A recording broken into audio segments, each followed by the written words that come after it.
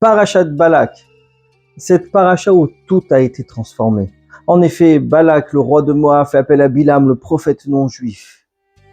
Ce prophète doit venir maudire le peuple juif afin de les anéantir. Dieu transforme ces malédictions en bénédictions. Ce que je placerai dans ta bouche, tu pourras parler, dit Dieu à Bilam. C'est-à-dire que Bilam a voulu maudire le peuple, mais Dieu le fait bénir et Dieu a transformé ces malédictions en bénédictions. D'énormes bénédictions ont été dites dans cette paracha. Mais c'est également cette journée du 13 Tammuz que nous vivons, fête de libération du rabbi précédent, où en effet des condamnés à mort dans les prisons soviétiques, puis en fin de compte envoyés en exil durant 3 ans, qui n'a duré que 10 jours. La malédiction a été transformée en bénédiction. Il a pu en fin de compte sortir de l'Union soviétique. Durant la guerre en Pologne, avec les bombardements nazis, où ils se retrouvaient tous dans une même pièce, le rabbi précédent raconte le schéma Israël d'un juif.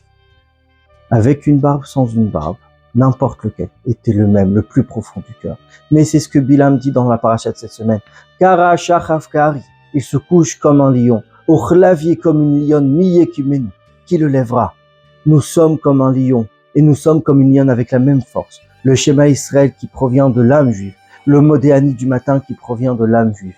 C'est la chose la plus forte et la chose la plus grande qu'il y a chez nous, afin d'éveiller toute la lumière dans ce monde et de transformer réellement cette malédiction en bénédiction, celle de notre délivrance finale avec le Mashiach.